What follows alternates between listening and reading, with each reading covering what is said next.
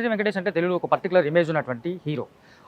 ఆ నలుగురు అని చెప్పుకున్నటువంటి ఆ తరం హీరోల్లో అందరి ఇమేజ్‌లో ఉన్నటువంటి ఏకైక హీరో వెంకటేష్. అటు క్లాస్‌ని, మాస్‌ని ఏకకాలంలో మెప్పించినటువంటి స్టార్ ఆయన. కాకపోతే ఫ్యామిలీ ఆడియన్స్‌లో వెంకటేష్‌కి ఒక సెపరేట్ ఇమేజ్ ఉంది, క్రేజ్ ఉంది. ఆ క్రేజ్ వల్ల ఆయన వెంకటేష్ సినిమా అంటే ఫ్యామిలీ ఆడియన్స్ ఖచ్చితంగా థియేటర్స్‌కి వస్తారు. ముఖ్యంగా మహిళా ప్రేక్షకుల్లో వెంకటేష్‌కి స్పెషల్ ఇమేజ్ ఉంది.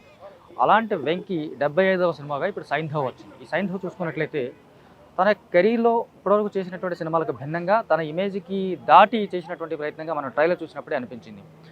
డాక్టర్ శైలేష్ కొలను డైరెక్ట్ చేసిన ఈ సినిమా రిలీజ్ అయింది. మరి ఎలా ఉందనేది చూద్దాం.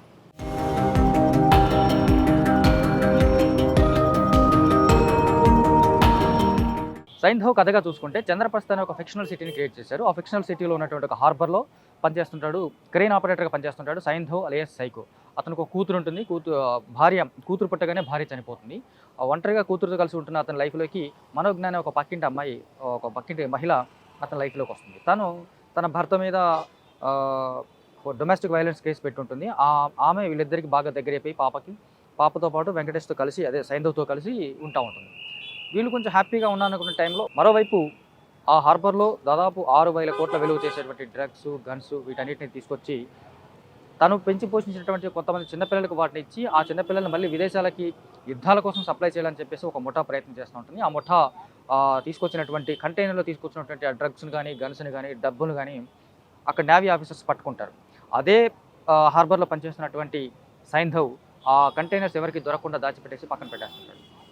మరోవైపు 'సైంధవ్' కూతురికి సడన్‌గా ఒకరోజు ఒక స్పైనల్ మజిలర్ అట్రోఫీ అనే ఒక అరుదైనటువంటి వ్యాధి వస్తుంది. ఈ వ్యాధికి సంబంధించి ఒకే ఒక చికిత్స ఏంటంటే 17 కోట్ల విలువ చేసేటువంటి ఒక ఇంజెక్షన్ వేయాలి. కానీ ఒక సాధారణ జీవితం గడుపుతున్నటువంటి 'సైంధవ్' అంత డబ్బులు పెట్టి తన కూతురికి నయం చేయించలేడు.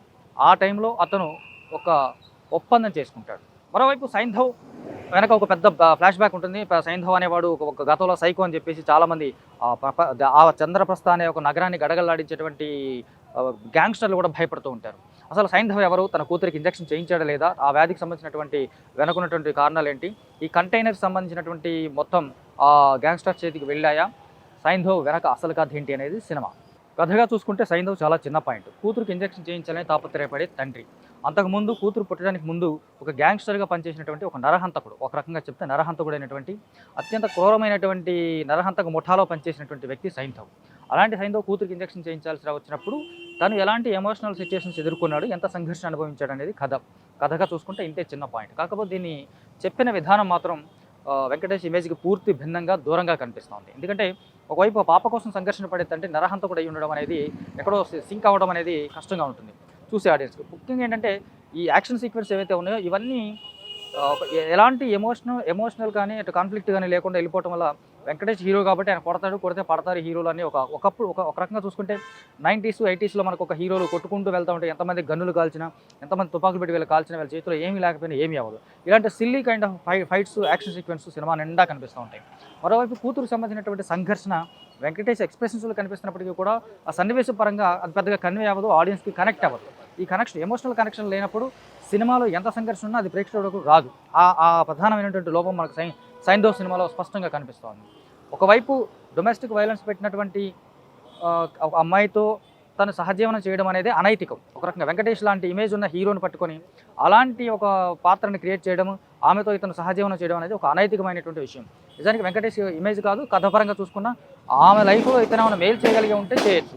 పోనీ ఆమె లైఫ్లో ఉన్నటువంటి పర్సన్ ఏమైనా ఒక క్రూరమైన వాడు అంటే ఒకసారి కొట్టాడు అని ఒకే ఒక సన్నివేశం, అది గెటప్ సీన్ పెట్టడం వల్ల అది తేలిపోయింది. ఆమె భర్తగా శ్రద్ధా శ్రీనాథ్ చేసినటువంటి క్యారెక్టర్ అది. ఇక విలన్ పాత్రలు చేసినటువంటి నవాజుద్దీన్ సిద్దికీ యాజ్ యూజువల్గా అవుట్ స్టాండింగ్ పర్ఫార్మెన్స్తో అద్దరగొట్టాడు. హిందీ, తెలుగు మిక్స్ అయినటువంటి డైలాగ్స్లో ఆయన చెప్పినటువంటి డైలాగ్స్ కూడా అద్దరిపోయాయి. కాకపోతే ఎక్కువ శాతం హిందీలో ఉండటం అనేది తెలుగు ఆడియన్స్ కొంత ఇబ్బందిగా కలిగిన అంశంగా చెప్పొచ్చు. నవాజుద్దీన్ సిద్దికీ పాత్రకి ఎంత బిల్డప్ ఇచ్చారో అంత సిల్లీగాను, అంత లోయెస్ట్గాను అతని క్యారెక్టర్ని చూపిస్తూ వస్తుంటారు.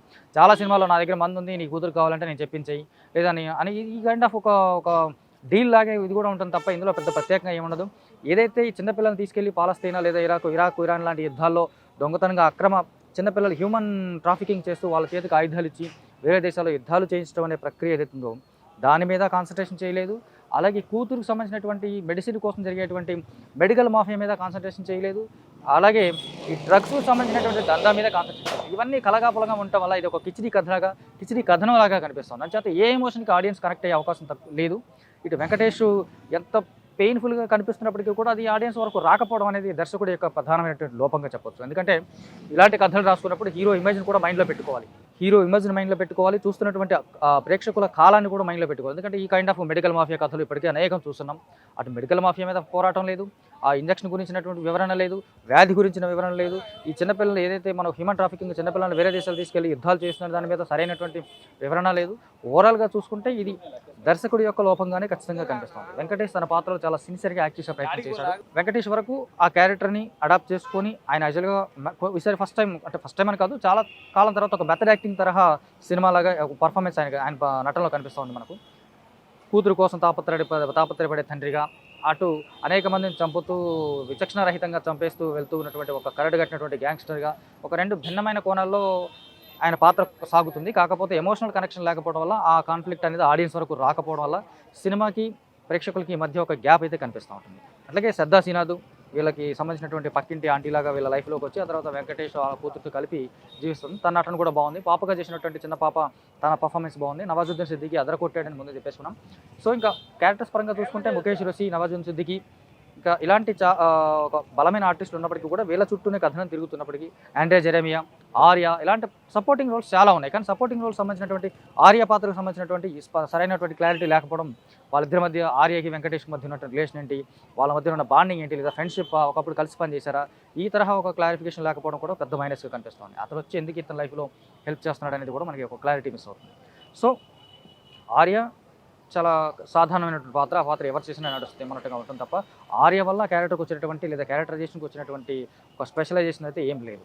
ఇక టెక్నికల్గా చూసుకుంటే సంతోష్ నారాయణ అందించిన మ్యూజిక్ కూడా డల్గానే ఉంటుంది. చాలా ఎలివేషన్ సీన్స్ ఉన్నాయి, కొన్ని ఆ ఎలివేషన్స్ చాలా డల్గా ఉంది. పాటలు బాగున్నాయి, 2-3 పాటలు పిక్చరైజేషన్ బాగుంది. పాటలకు సంబంధించి నేపథ్య సంగీతం మాత్రం చాలా రొటీన్గాను యావరేజ్గాను అనిపిస్తుంది. ఎడిటింగ్ పరంగా దాదాపు 2.5 గంటల సినిమానే 2 గంటల 25 ఈ 2.5 గంటల సినిమా అయినప్పుడు కూడా 3 గంటల పైగా సినిమా చూస్తున్నటువంటి ఫీలింగ్ కలుగుతుందంటే అది ఎడిటింగ్ లోపంగా లేదా దర్శకుడికి ఒక టేకింగ్ సంబంధించిన ఇష్యూగా మనం చూసుకోవాలి.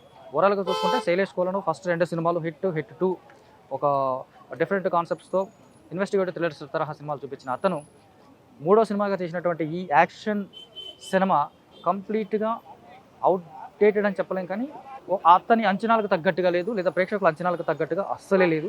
వెంకటేష్ 75వ సినిమాగా వచ్చినటువంటి ఈ సినిమా ఖచ్చితంగా అతనికి బ్యాడ్ ఎక్స్పీరియన్సే. ఈ సినిమా రిజల్ట్ ఖచ్చితంగా అతనికి ఒక బ్యాడ్ ఎక్స్పీరియన్స్ ఇస్తుందని ఖచ్చితంగా చెప్పవచ్చు.